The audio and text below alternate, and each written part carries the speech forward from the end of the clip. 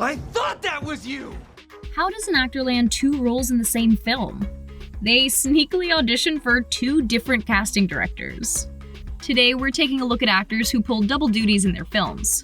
Which actors played not just 2 different characters, but 2 different species? How about who played a very small, often overlooked role in one of their most legendary films? Let's take a look. I know young actors out there, this is what you gotta do if you wanna play in the big leagues. We all know him as Deadpool, but what caught us off guard was learning that Reynolds was responsible for another very significant role as well. If Juggernaut ever sounded familiar, it's because Reynolds was pulling double duty. Big CGI fight coming up! We can see that there's obviously a huge difference between the 2 characters physically. Juggernaut is actually a combo of Reynolds' voice, the director David Leitch's face, and CGI creating the body. What's more is that this was totally unplanned. Reynolds did the voiceover, so the team had a temporary audio track for the character, but something about it stuck and it wound up making the final cut. When it comes to asking who played the Winklevoss twins, the answer is kind of complicated. Technically, the twins Tyler and Cameron were played by 2 different people, Armie Hammer and Josh Pence. However, looking at these shots from the film, it's obvious that the face of both twins is definitely Armie Hammer, so what gives? Director David Fincher felt that Hammer looked more realistically like the twins, so he opted to have the editing team create a digital map of Hammer from the neck up. This was then projected onto Pence's face for the final cut of the film. This is definitely one of the most unusual ways that we've ever heard of twins being captured for film. Everybody cheated. Warwick Davis, as well as the makeup and prosthetics team, really showed off their skills for Harry Potter and the Philosopher's Stone. Here, we have Professor Flitwick and the Goblin Bank Teller. 2 different characters, 2 different species, but played by just 1 actor. Davis took on both roles and brought the 2 unique characters to the screen. As for makeup and prosthetics, they definitely had their work cut out for them. Check out the facial differences between the 2 characters. They really managed to completely disguise Davis, making him unrecognizable in both roles. It's a team effort. Of course, Robin Williams became a Disney staple as the genie. I'm free! None of us can forget that memorable performance. However, he also played various real-life characters with snappy impersonations. Remember this Groucho Marx? How about this Carol Channing? These are pretty obvious disguises since, well, he is a magical genie. What isn't so obvious is his other significant role. Remember the peddler we briefly see at the beginning of the movie, revealing the genie's lamp and going on to tell the story of how the lamp changed the life of a young man? That peddler is actually voiced by Williams as well. Perhaps you would like to hear the tale? Like some others on this list, though, it wasn't just Williams who brought him to life. Bruce Adler was actually the one responsible for his singing voice. When he plays Doctor Strange, Cumberbatch is extremely recognizable, which is why it was so surprising to learn that he actually has another role in the MCU. As we can see, these 2 characters look completely different on screen. While his body may not have been used, his voice was the one that brought the character Dormammu to life. You will never win.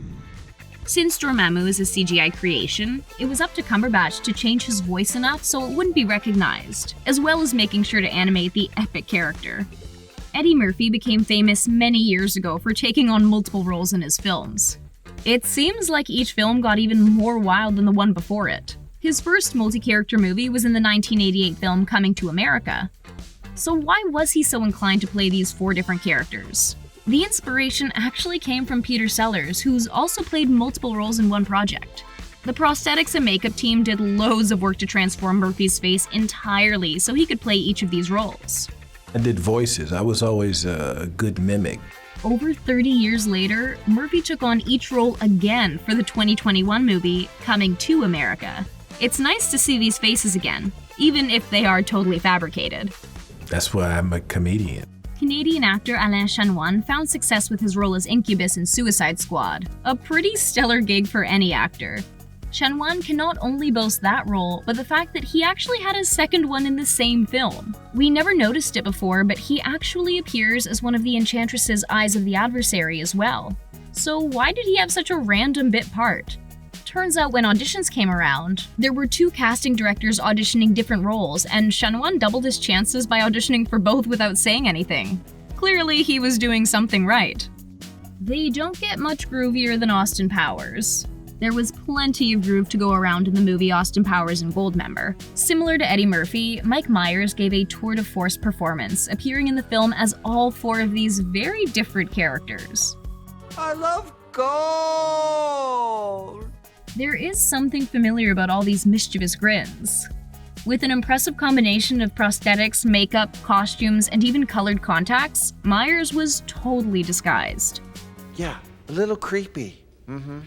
The first time Mendelsohn had ever worn a prosthetic mask for a role was when he played Skrull leader Talos in Captain Marvel. Since his face is totally disguised and he plays an alien, his taking on the role of Nick Fury's human boss was easy enough to pull off visually. Mendelsohn definitely rose to the challenge and did incredible accent work, bringing his authentic Australian accent to Talos and doing an amazing American accent for the boss.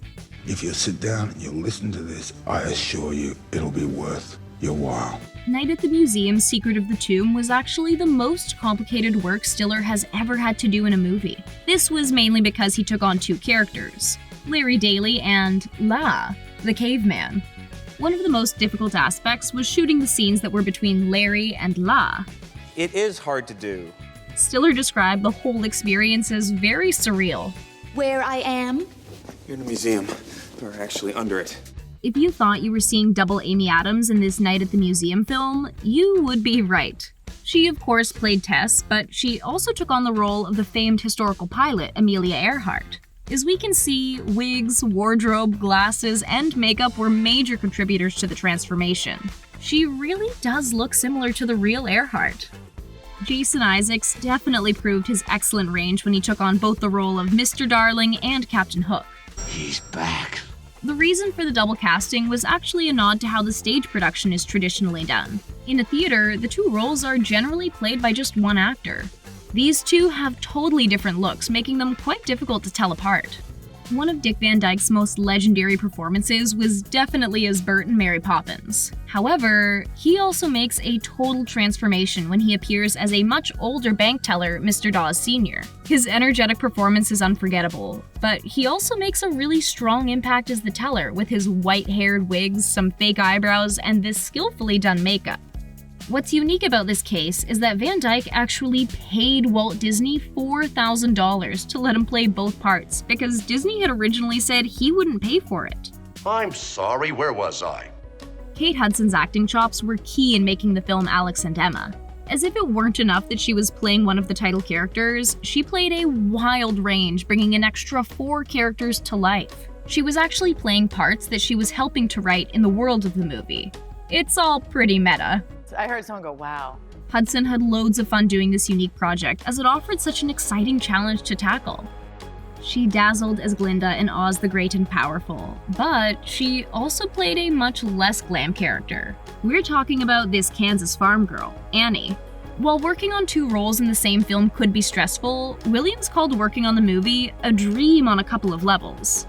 Not a bad review. Can you understand? I do. Do you? We're amazed just thinking about how skilled the actors have to be in order to play such different roles in the same project, especially playing opposite themselves. We also have to give credit to the makeup, hair, and prosthetic departments, because they definitely had their work cut out for them and totally fooled us with some of these transformations. Which multi-character role surprised you most?